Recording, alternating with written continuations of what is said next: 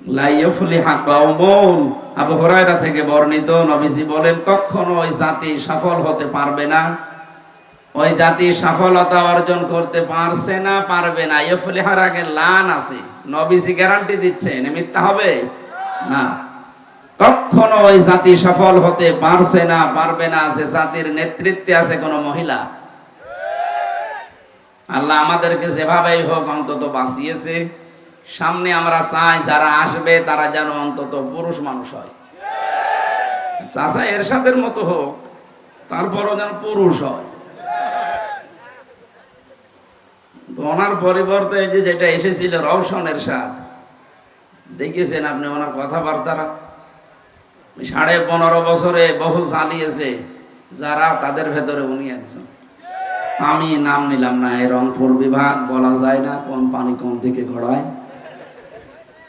সুতরাং আমরা চাই সালেহ শব্দের শাব্দিক অর্থ যেটা 33টা অর্থ হয়। প্রথম অর্থ হচ্ছে যোগ্য। কি বললাম বলেন তো? আমরা চাই যোগ্য হিসাবে গড়ে তোলার, এবং ওই বিষয়ে যেন ট্রেনিং প্রশিক্ষণ দিয়ে ওই জায়গাটায় বসানো।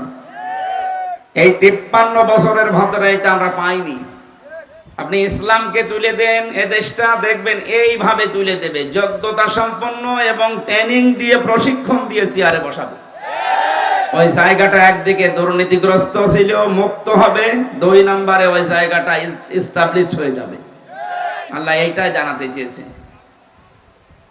সুতরাং যার যে যোগ্যতা, আমি ওয়ারাফা'না লাকা যিকরাক, কোরআনের আয়াত দিয়ে দোয়া খেলা করার জন্য করি নাই, এটা বিশ্ব নবীর জন্য আল্লাহ নাজিল করেছিলেন। ওয়ারাফা'না লাকা যিকরাক, হে নবী আপনার মর্যাদা, আপনার জিকির দিনের পর দিন উঁচু হতেই থাকবে।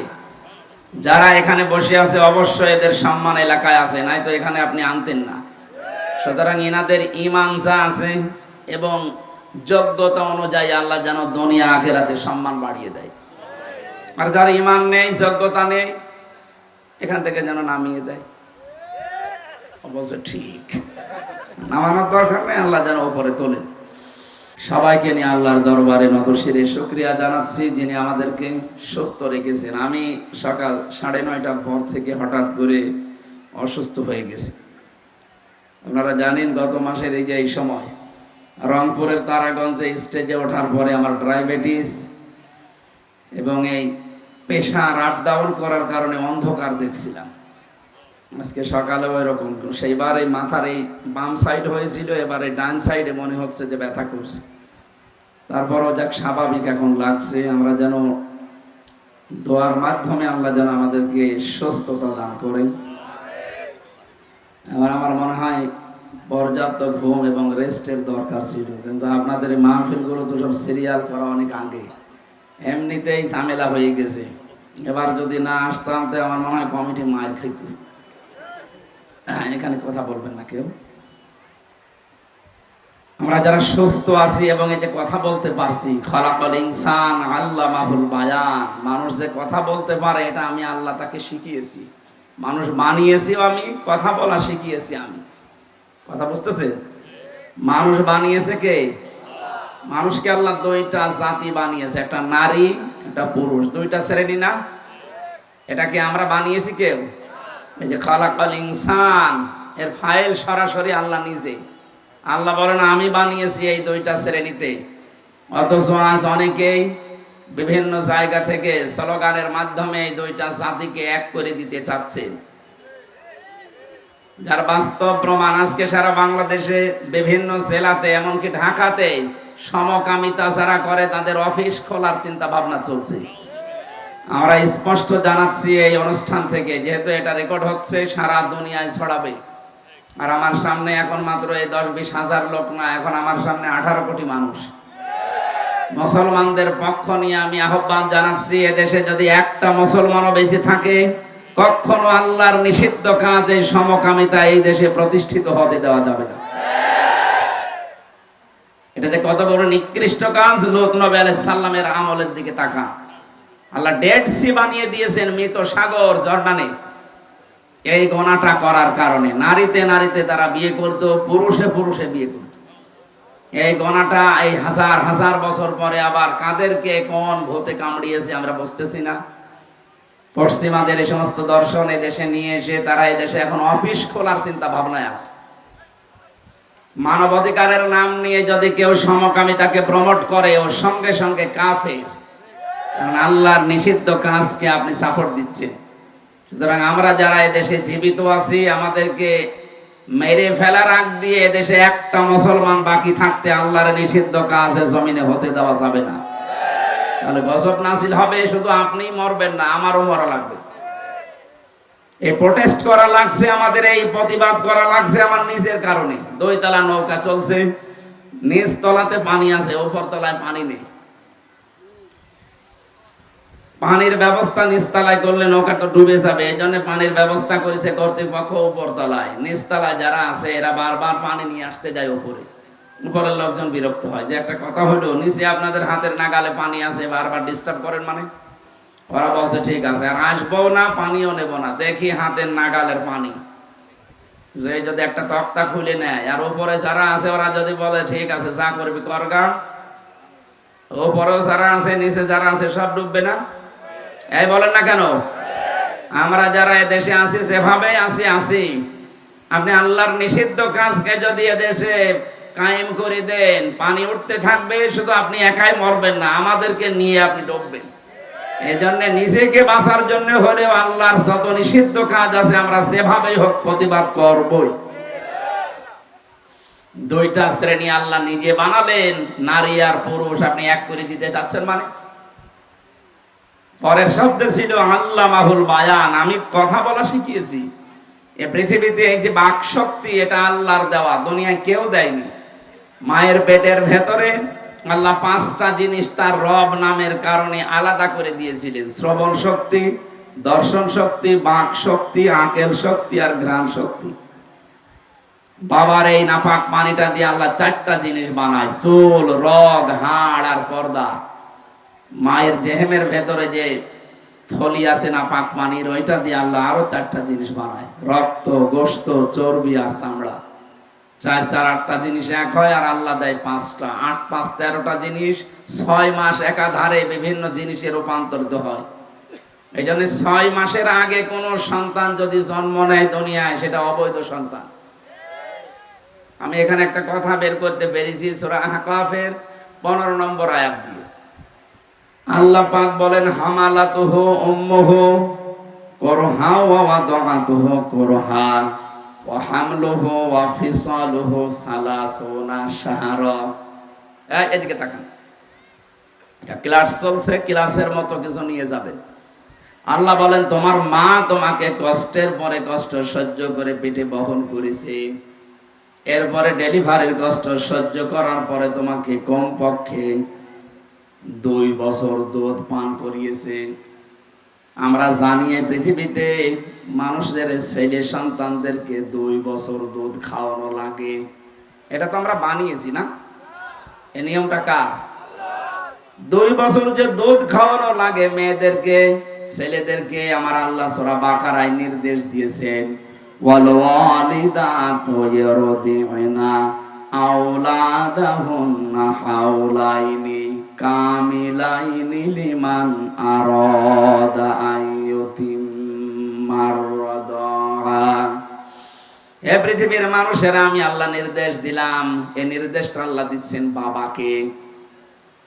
যারা আলেম আছেন তাদেরকে, আমি জ্ঞানী মানুষদেরকে বলছি, আল্লাহ কিন্তু মেয়েদেরকে বলেননি যে তুই দুধ খাওয়া না।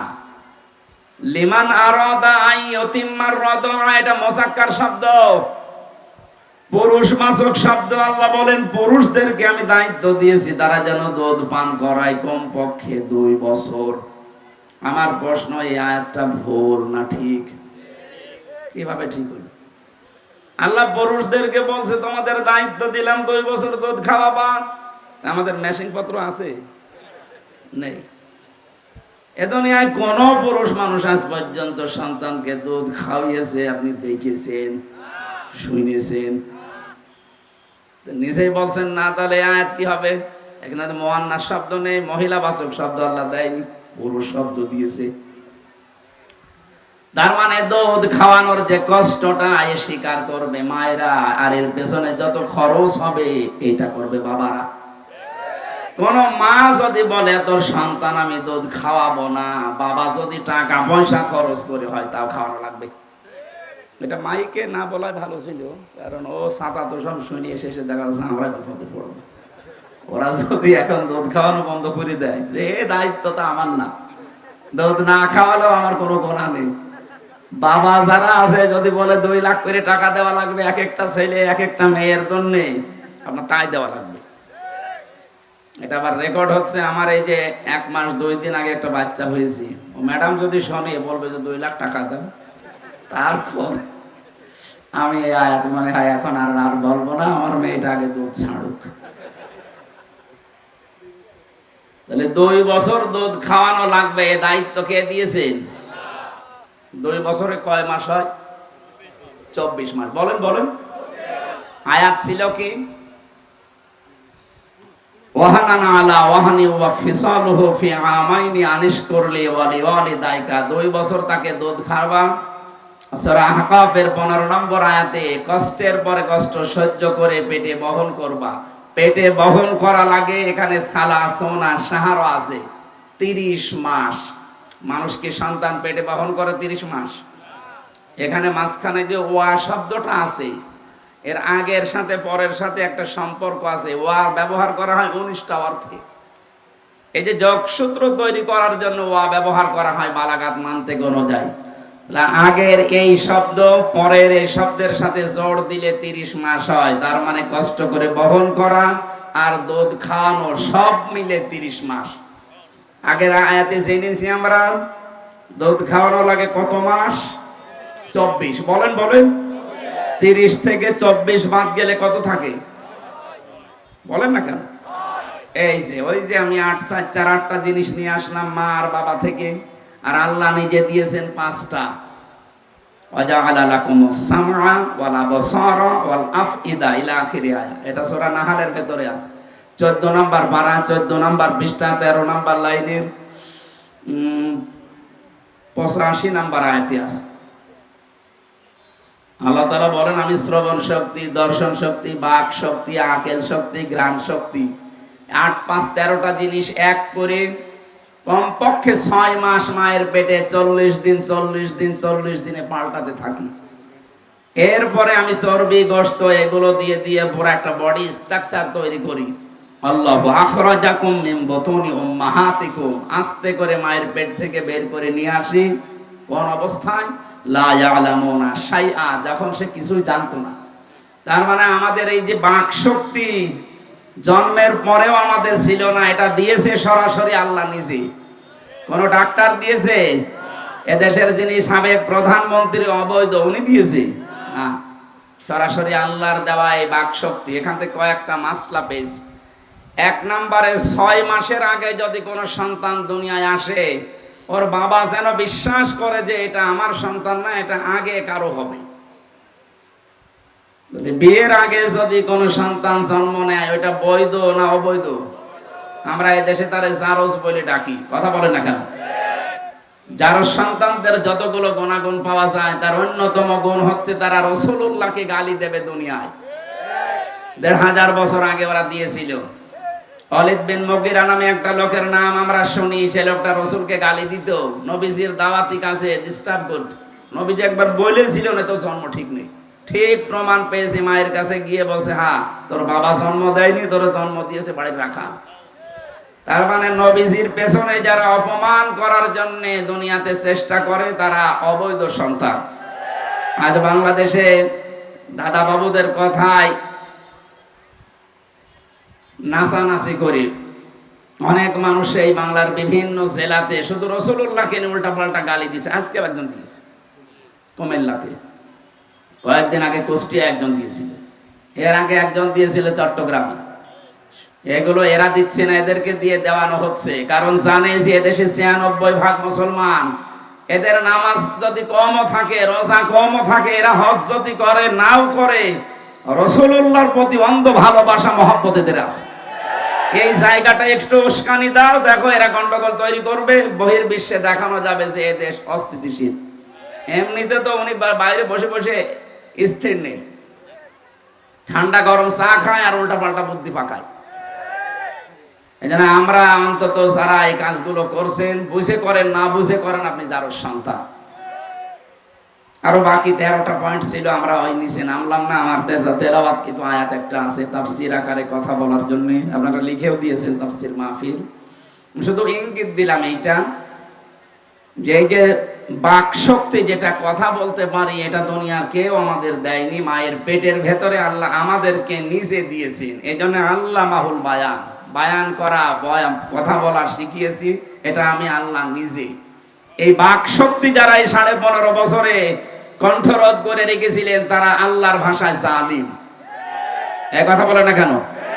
অন্তত এখন যাদের এই কণ্ঠ ছেড়ে দেওয়া আছে, যাদের মাধ্যমে আমরা এই কণ্ঠ এখন ছেড়ে কথা বলতে পারি, শহীদ আবু সাঈদের রংপুর বিভাগের কৃতি সন্তান, বীর যোদ্ধা, বীর শহীদ, শহীদ আবু সাঈদকে আল্লাহ যেন জান্নাতের সুউচ্চ মাকাম দান করেন। তার সাথে যত ছাত্র ছাত্রী ভাইরা জীবন দিয়েছে, তাদেরকেও আল্লাহ শহীদ হিসাবে কবুল করে। তাদের মাধ্যমে স্বাধীন দেশে যারা কথা বলতে পারছি, জবান খুলে এবার বলেন আলহামদুলিল্লাহ। দরুদ আর সালাম পড়ছি মুহাম্মদ রাসূলুল্লাহ সাল্লাল্লাহু আলাইহি ওয়াসাল্লামের প্রতি। আমাদের আজকের আলোচনার বিষয় হচ্ছে মহব্বত, ভালোবাসা, মায়া, ইংরেজিতে লাভ বলে, LOVE। কি হয়? এই লাভটার একটু সমস্যা আছে। ইংরেজি যে লাভ, এই লাভ যারা আছে তাদের এখন কি লাভ না লস? ইংরেজি লাভে যারা আছেন তাদের পুরাটাই লস। এখানে ইংরেজি লাভে কেউ আছেন না? নেই মানে 180 মাইল বেগে চালাচ্ছে। এই যে আমি আসার সময় দেখলাম নাগরদোলা চলছে। তাফসীর মাহফিলে, ওয়াজ মাহফিলেও নাগরদোলা নিয়ে এসে এখানে অবশ্যই ইংরেজি লাভ আছে। হ্যাঁ, কথা বলছেন? আমার শরীর খারাপ, এই জন্য আমি কিছু বলতে পারছি না। ঘাড় মার ঘোরানো যাচ্ছে না। এই গা ঘেমে গেলে তো সমস্যা। গা ঘেমে যাচ্ছে কেন? এই যে এটা তুলে নেন তো, এটা সমস্যাই তো এটা। গা ঘেমে গেলে এখন আবার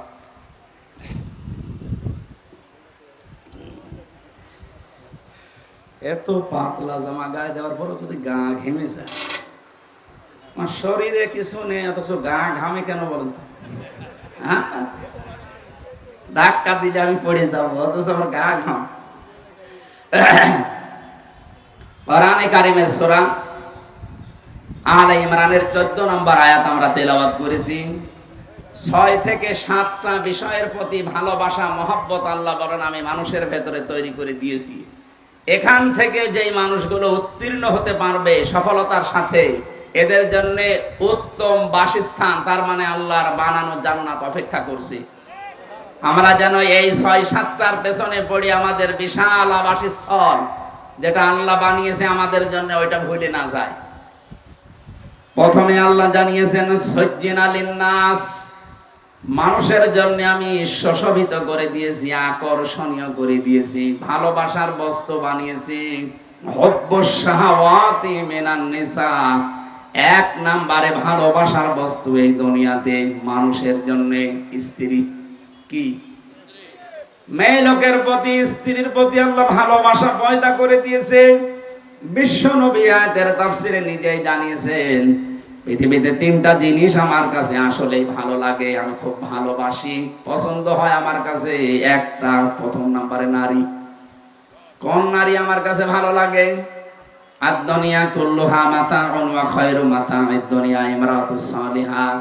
পৃথিবীর সব কিছু সম্পদ, এর ভেতরে উত্তম সম্পদ আল্লাহওয়ালা মেয়ে মানুষ।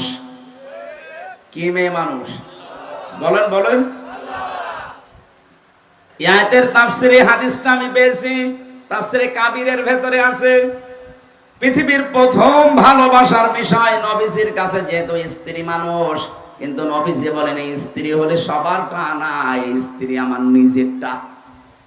আমাদের কাছে স্ত্রী ভালো লাগে, কিন্তু নিজেরটা বাদ দিয়ে অন্যেরটা। অবশ্য ঠিক।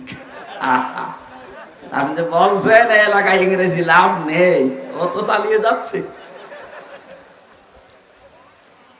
যারা পরকীয়া প্রেমে আছেন, নিজের স্ত্রী বাদ দিয়ে অন্যের সাথে যারা লাইন করেন, আপনার এই চেহারার যে উজ্জ্বলতা এটা নষ্ট হয়ে যাবে। 2 নম্বরে আপনাকে অভাব ঘিরে ধরবে। 3 নম্বরে আপনি যখন মারা যাবেন, এই পরকীয়া প্রেমের এই অপরাধের কারণে আপনি ঈমান পাবেন না, বেঈমান হয়ে মারা যাবেন।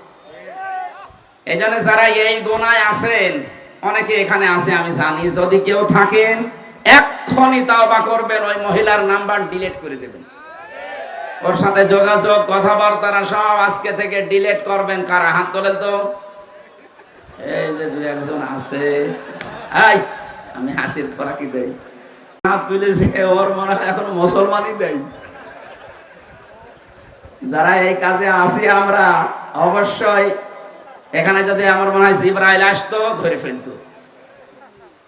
যেহেতু আমাদেরকে সিস্টেম আল্লাহ দেয়নি, নিজেদের থেকে আজকে পাল্টাবেন। মোবাইল হাতে নেবেন, ওই রকম কোন নাম্বার থাকলে, শুধু পুরুষরা না, নারীদেরও যদি এরকম লাইন থাকে এক্ষুনি পাল্টিয়ে ফেলবেন। এটা মনে হয় যে দুনিয়ার কাছে আর কি, একটু গল্প স্বল্প করি, একটু আনন্দ পাই। আরে ভাই, এটা সংসার ভাড়া, দুনিয়ার সবকিছু নষ্ট করার সমান। আপনার নিজের জায়েজ স্ত্রী থাকতে আপনি যার দিকে নজর দেখছেন, ওর ভেতরে কি জিনিসপত্র বেশি আছে? একই জিনিস আছে। কোন কারণে এই গোনায় যাওয়া লাগবে? আপনার চেহারার সৌন্দর্যতা নষ্ট হয়ে যাচ্ছে। যারা পরকীয়া প্রেমে লিপ্ত, আপনি আমার সামনে নিয়ে আসেন, আমি চেহারা দেখে বলতে পারবো হ্যাঁ এই কাজ চালাচ্ছে। আপনাকে অভাব ঘিরে ধরবে, বিভিন্ন রকমের অভাব আপনার সামনে আসবে। হ্যাঁ, মনে হবে যে এত টাকা উপায় হচ্ছে, কিন্তু অভাব যায় না। 3 নম্বরে সবচাইতে বড় ক্ষতি হবে, আপনি বেঈমান হয়ে মরবেন। নামাজ পড়লেও আপনি বেঈমান হয়ে মারা যাবেন, ঈমান পাবেন না। আল্লাহ হেফাজত করুন, বলেন আমিন।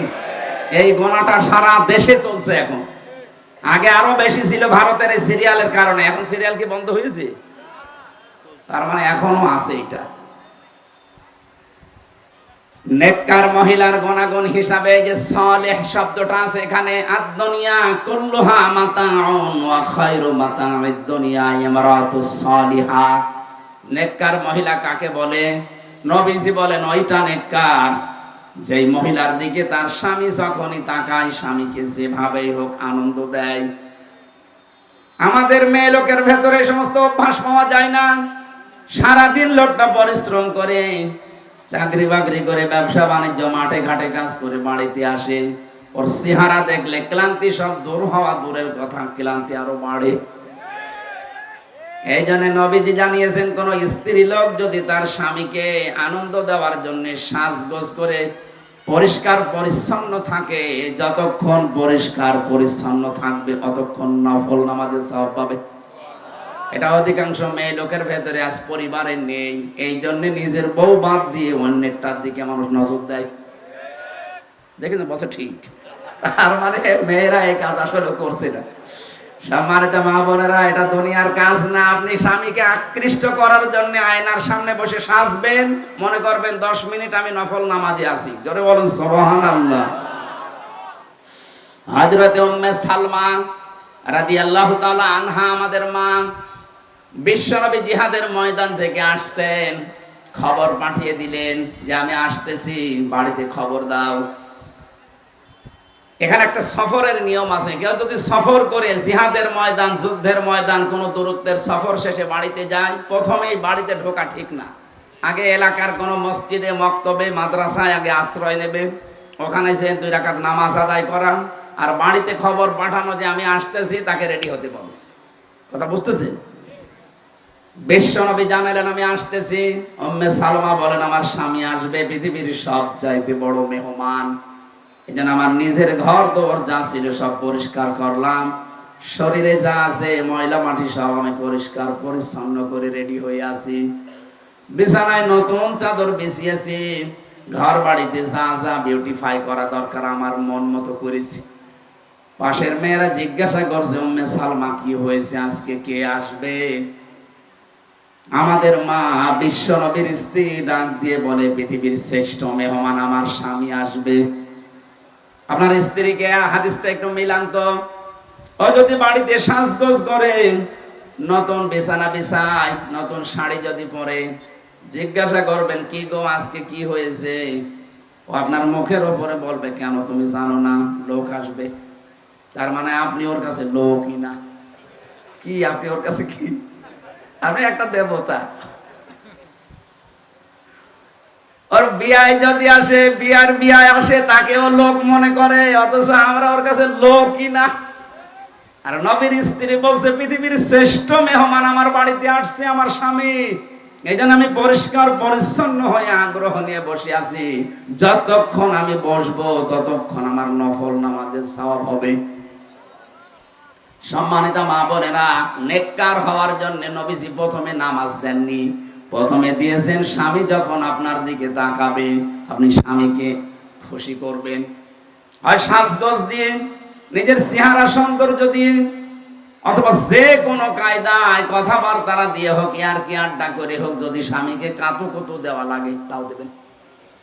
কি স্বামীকে কাতুকুতু দেওয়া জায়েজ নেই?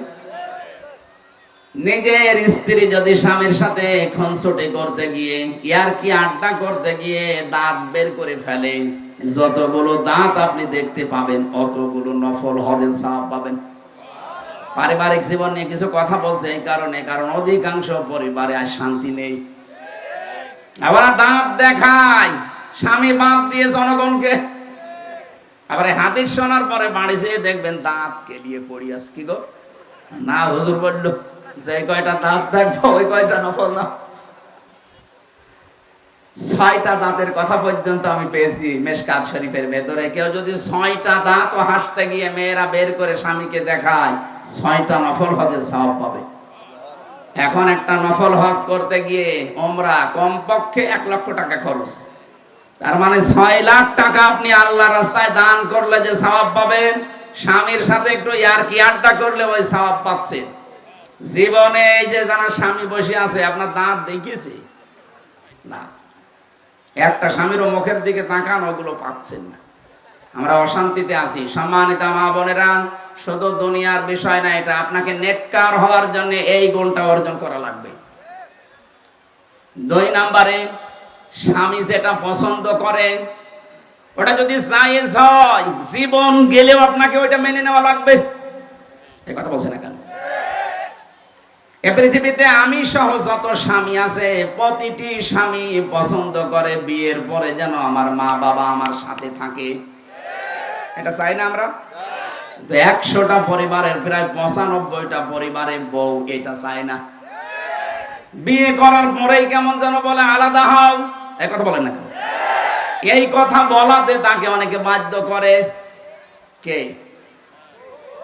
এই বউকে বাধ্য করার পেছনে যারা কলকাঠি নাড়ে, তারা এই বউর মা আর ওর বড় বোন। ওখান থেকে শুধু টিপস দেয়, এই আর কতদিন আলাদা হ, আরামে খেতে পারবি।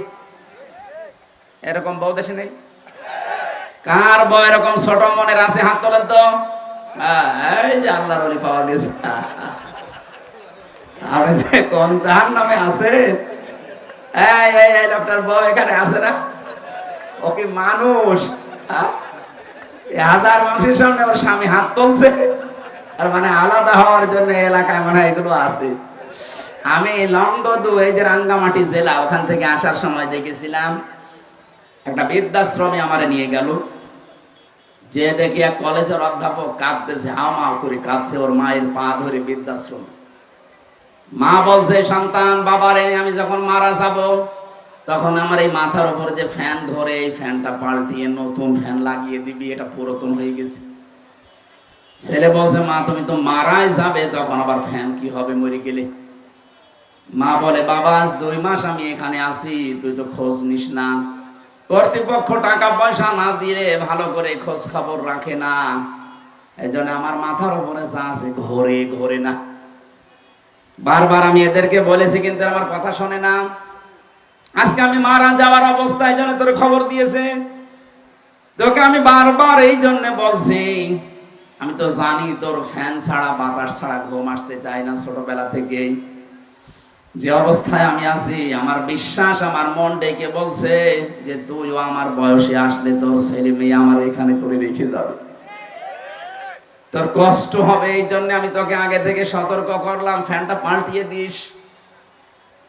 হঠাৎ করে দেখলাম আমার হাতের উপরে মা মারা গেল, কান্না আরো বাড়িয়ে দিয়েছে। আমি তখন দেখতে দেখতে যাচ্ছিলাম। আমার বলছে, হুজুর এ দোষ শুধু আমার একা না, এ দোষ আমার বউর। 2 মাস আগে আমার সাথে বউ গন্ডগোল করে বলেছিল, এই বুড়ি যদি বাড়ি থাকে আমি তোমার ভাত খাবো না। শেষ পর্যন্ত আমার দুইটা সন্তান, কি করব, তাদের মুখের দিকে তাকাতে সংসার নষ্ট করতে পারি না, তালাকও দিতে পারলাম না। শেষ পর্যন্ত মাকে আমি রেখে গেলাম এই ময়দানে। আজ 2টা মাস হয়ে গেল, খোঁজ খবর আমি নিতে পারি না, বিভিন্ন কাজে বাইরে থাকি। আজ আমার মাটা মারা গেল, দুনিয়াতে আমার এই নাম ধরে ডাকার মতো আর কেউ নেই। ও ঠাকুরগাঁও বাসী, চট্টগ্রাম বিভাগের রাঙ্গামাটি জেলার নংগদু থানার ওই কলেজের অধ্যাপক শুধু না, আমার তো মনে হচ্ছে এখানে অনেকেই এরকম বসে আছে। সম্মানিত মা বোনেরা, এটা গ্রাম অঞ্চলে, এই জন্য বারবার তাকিদ দিচ্ছে। আপনার নিজের মা বাবা যদি হতো, কখনো স্বামীকে বলতেন না যে এদেরকে বাইরে রেখে আসো, আপনি পারতেন না। ওটা নিজের মা বাবা না, আপনার স্বামীর মা বাবা। তাকে 25-30 বছর পর্যন্ত শ্রম দিয়ে মাথার ঘাম পায়ে ফেলে চামড়া কালো বানিয়ে তার এ পর্যন্ত বানিয়েছে। আর এখন তার মা বাবাকে আপনি ডিলিট করে দিলেন। অপেক্ষা করেন, আপনার সন্তান আসলে ঠিক আপনাকে এভাবে ডিলিট করে দেবে। এজন্য আমরা যেন এটা কাজ না করি। আমি তো নিজেই বলছি, আমি স্বামী, আমি সব প্রতিটি স্বামী চাই যে বিয়ের পরে যেন আমার মা বাবা আমার সাথে থাকে, খেয়ে থাক না খেয়ে থাক আমার সাথে থাকবে। আপনার কারণে আমার বাধ্য হওয়া লাগে, এই কথা বলছেন না কেন? আপনি যতই নামাজ পড়েন, রোজা রাখেন, কালো বোরকা পরে ঘোরেন, আপনি নেককার হতে পারেননি। কারণ নেককার হওয়ার 2 নাম্বার গুণ এইটা, স্বামী যেটা পছন্দ করে ওটা যদি বৈধ হয় আপনাকে মেনে নেওয়া লাগবে। এক কথা বলুন। এক একটা শব্দের ভেতরে এত কথা ইবনে কাসিরে আমি পড়েছি, সময় যেহেতু কমে জন্য আমি তাড়াতাড়ি করছি। আল্লাহ পাক বলেন, এই মেয়েদের প্রতি আমি মহব্বত, ভালোবাসা, আকর্ষণ তৈরি করে দিয়েছি, এটা পরীক্ষার জন্য। এই জন্য খুব কঠিন বিষয়। ইন্তেকালের আগে নবীজি যে 2টা জিনিসের নাম বলেছেন, ভয়ঙ্কর পরীক্ষা, তার 1 নম্বরে মেয়ে লোক। খুব কঠিন পরীক্ষা এটা আমাদের জন্য। নবীজি বলেন, আমি ইন্তেকাল করলাম, কিন্তু আমার উম্মতের জন্য, পুরুষের জন্য এই 2টা জিনিসের চাইতে বড় পরীক্ষার বস্তু আমি আর রেখে গেলাম না। তার 1 নম্বরে নারী, 2 নম্বরে জমি জায়গা। আপনি আদালতে যাবেন, যত মামলা হয় মেয়ে লোক নিয়ে না জমি জায়গা নিয়ে। এক কথা বলে না কেন? এটা এখান থেকে সতর্ক খুব, এদের উপর আবার জুলুম যেন হয়ে না যায়। আমরা যারা স্বামী আছি, স্ত্রীদেরকে যদি আমি কোন সময় শাসন করি, মার্জিত ভাষায়, সম্মানজনক ভাষায় তাদেরকে সতর্ক করা লাগবে। কারণ মেয়ে লোককে আল্লাহ বানিয়েছে বাঁকা হাড় দিয়ে, যত সোজা করতে যাবেন ও ছাতা ভেঙে যাবে। এই জন্য যে অবস্থায় আছে ওই অবস্থায় থেকে তাদের কাছে কাজ নেওয়া লাগবে। নবীজি মুহাম্মদুর রাসূলুল্লাহ পর্যন্ত তার স্ত্রীর সাথে একটা বিষয় নিয়ে প্রায় 29 দিন কথা বলেননি। আর আমরা তো সাধারণ মানুষ, এই জন্য আমরা খুব সতর্ক এদের ব্যাপারে। যেহেতু ওরা বাঁকা হাড়ের তৈরি, আপনি সোজা করতে গেলেও হবে না, ও বাঁকায় থাকবে।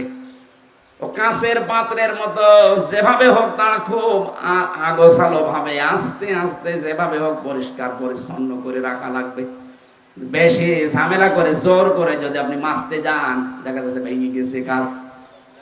আল্লাহ আমি সহ যারা আছি আমাদের পারিবারিক জীবনে যেহেতু এর প্রতি একটা মহব্বত তৈরি করে দিয়েছে আল্লাহ নিজে, আর এই পরীক্ষায় আমরা যেন ফেল না করি, উত্তীর্ণ হতে পারি, বলেন আমিন। 2 নম্বরে বলো বানি না। আল্লাহ পাক বলেন, আমি তোমাদের সন্তানাদি এগুলোর প্রতি মহব্বত, ভালোবাসা তৈরি করে দিয়েছি। এই আয়াতটাই সব বানিন শব্দের ব্যাখ্যা আমি পড়েছি সূরা মুনাফিকের 9 নম্বর 10 নম্বর আয়াতে। এই ভালো করে শুনবেন, এটা আজ আমাদের জীবনটা ধ্বংস হয়ে যাচ্ছে এই কারণটাই।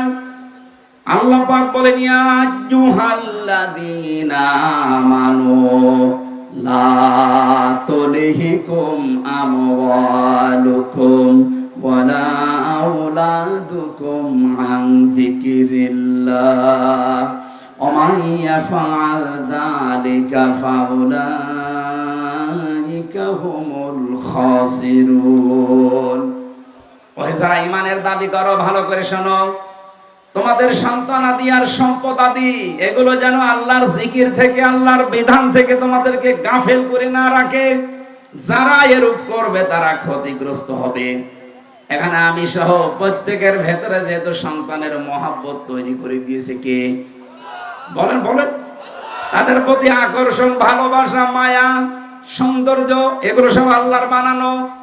এই জন্য সতর্ক আল্লাহ করছেন, এদের পেছনে থাকতে গিয়ে এদের জন্য উপায় অন্তর করতে গিয়েছেন আমি আল্লাহর বিধান ভুলে যেও না। প্রত্যেকের অবস্থায় আমাদের এক, এটা আখিরাতের সাথে সম্পর্কিত। কোন মানুষের জন্য তাকিয়ে তাকে আরামে রাখবেন সন্তানাদি, পরবর্তী প্রজন্ম যারা তারা আরামে থাকবে, তারা খেয়ে পরে খুব সুখে শান্তিতে কাটাবে। এই জন্য নিজে অনেকে আমরা বৈধ পথ বাদ অবৈধ পথে ইনকাম করি। কথা বলে না কেন? বৈধ পথে যতটুকু পারা যায় অতটুকু নিয়ে যদি আপনি সন্তুষ্ট থাকতেন, পরিবারে আমার আল্লাহ শান্তি দিত। বৈধ পথ চলতে চলতে হঠাৎ করে তাদের দিকে চিন্তা ভাবনা করে অবৈধ কাজ কারবার আমরা বাড়িয়ে দেই, বাম হাতের ইনকাম।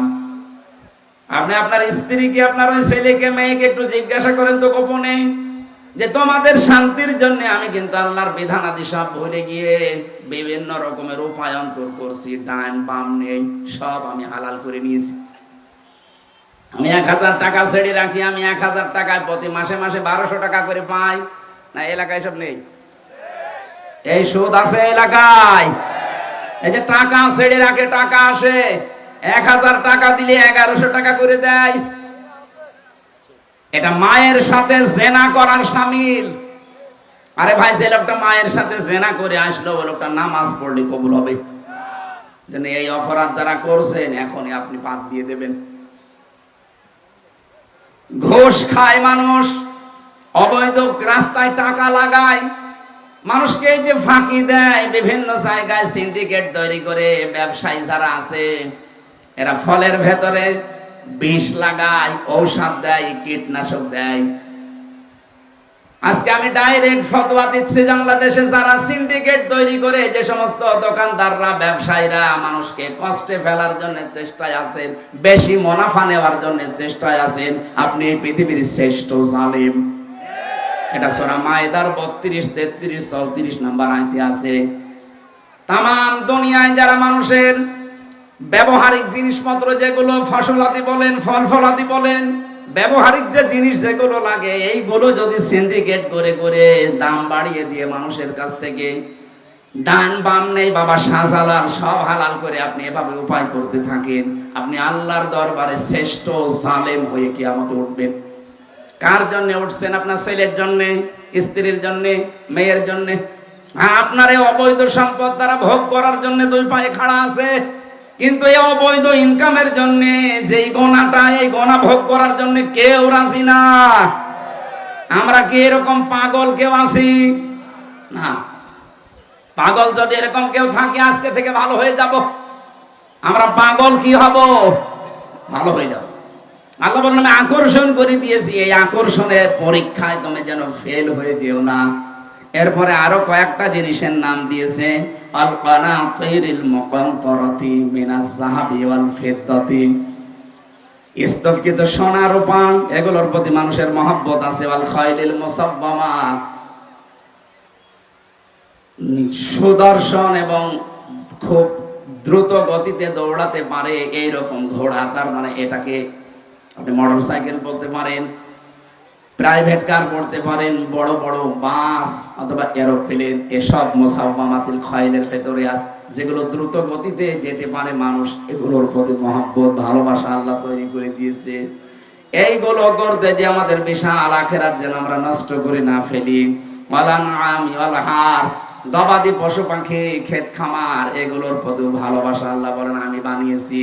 যালিকা মাতাউল হায়াতিদ দুনিয়া, এগুলো সব দুনিয়ার সম্পদ। এগুলো কি? সব দুনিয়ার সম্পদ। এইগুলো পৃথিবীতে একটাও স্থায়ী না। আপনি এখনই চোখ বন্ধ হয়ে গেলে এগুলো সব হাতছাড়া হয়ে যাবে। আল্লাহু ইনদাহু হুসনুল মাআব, আমি আল্লাহর কাছে আছে উত্তম বাসস্থান, এর চাইতেও আমি উত্তম জিনিস বানিয়ে রেখেছি তোদের জন্য। ওল আউনাব্বিউকুম বিখাইরিম মিন যালিকুম, নবী আপনি ওদেরকে বলেন এর চাইতে ভালো কোন সংবাদ আমি তোমাদেরকে জানাবো। লিল্লাযীনা তাকাউ ইনদা রাব্বিহিম জান্নাতুন তাজরি মিন তাহতিহাল আনহার। যারা তাদের রবকে ভয় করে এই সাতটা জিনিস থেকে দুনিয়াতে বেঁচে বেঁচে চলতে পারবে, তাদের জন্য আল্লাহ বাগান বানিয়েছেন যার তলদেশ দিয়ে নদী আর নহর প্রবাহমান থাকবে। খালিদিনা ফিহা, যেখানে ঢুকলে চিরস্থায়ী হয়ে যাবে। ওয়াজওয়াজুম মুতাহহারা, পবিত্র স্ত্রী আল্লাহ আপনার জন্য রেডি করে রেখেছেন। ওয়ারিদওয়ানুম মিনাল্লাহ, আল্লাহর পক্ষ থেকে একটা স্থায়ী সন্তুষ্টি। জোরে বলেন সব। আল্লাহু বাসীরুম বিল ইবাদ, আল্লাহ তার বান্দাদের প্রতি বড় তীক্ষ্ণ দৃষ্টি রাখেন। আমার প্রতি যেমন আল্লাহর নজর আছে, আপনার প্রতি আল্লাহর নজর আছে, সবার প্রতি আল্লাহর নজর আছে। সম্মানিত মা বোন, একটা হাদিস পড়ছি, বিশ্বনবী জানিয়েছেন এই পৃথিবীতে নামাজ যাদের কবুল হয় না, মেয়েরা আছেন, নামাজ যাদের কবুল হয় না, এক নম্বরে যারা ওড়না ছাড়া নামাজ আদায় করেন তাদের নামাজ হবে না যদি চুল নামাজের ভেতরে বের হয়ে যায়। দুই নম্বরে রাস্তায় যারা সুগন্ধি দিয়ে বের হন, তাদের যতক্ষণ ওই সুগন্ধি না কাটবে নামাজ হবে না। তিন নম্বরে স্বামীর অসন্তুষ্টি রেখে আপনার নামাজ হবে না। আল্লাহ এই গুণগুলো অর্জন করার তৌফিক দিন। নামাজের সময় হয়ে যাচ্ছে। আমরা মেয়েদের জন্য বই লিখেছিলাম কারাগারে বসে, ওই যে ওখানে গাড়ি আছে, যাওয়ার সময় নিয়ে যাবেন বইটা, মেয়েদের জন্য কাজে লাগবে। আল্লাহুম্মা আমিন।